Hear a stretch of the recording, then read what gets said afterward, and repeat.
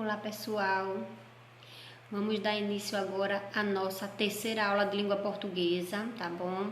Hoje vamos conhecer um pouco sobre o gênero textual crônica. As crônicas são textos narrativos, tá certo? Então, se são textos narrativos, quer dizer que tem um narrador contando a história. Então, vamos conhecer um pouquinho desses textos, tá certo? Que são chamados de crônica. A crônica é um gênero caracterizado por textos curtos, de linguagem simples, que em geral tem como tema acontecimentos do cotidiano, tá bom? Geralmente, elas são publicadas em jornais, revistas, blogs, e as crônicas ela está entre o estilo jornalístico e o literário, tá bom?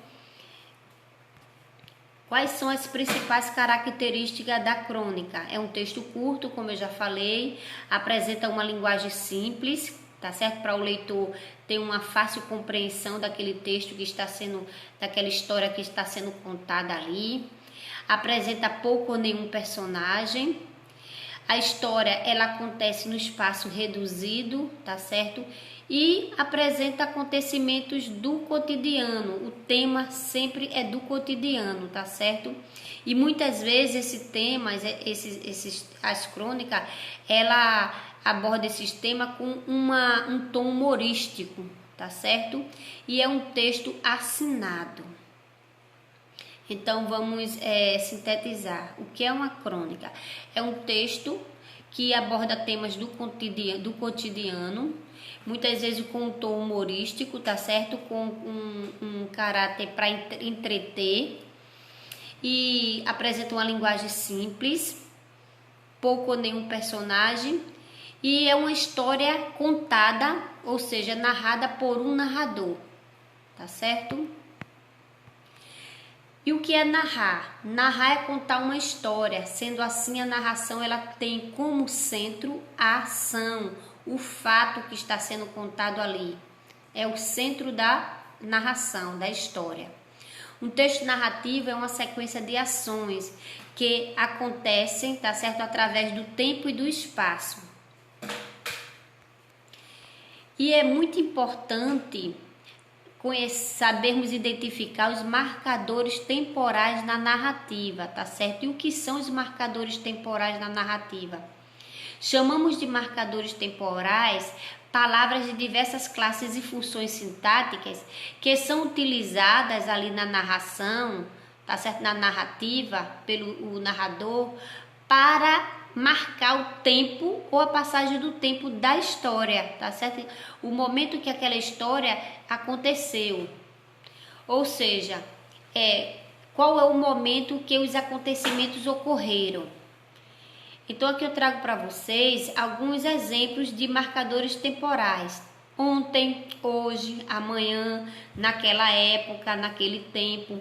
São exemplos de marcadores temporais, tá certo? Normalmente, essas expressões que marcam o tempo sempre vêm no início dos parágrafos, tá certo? Dando a ideia em que momento aqueles fatos ocorreram, aqueles acontecimentos aconteceram, tá certo? Qual foi o tempo? Ontem, já no passado, já aconteceu. Hoje é um tempo presente, essa história está acontecendo. Amanhã ainda vai acontecer.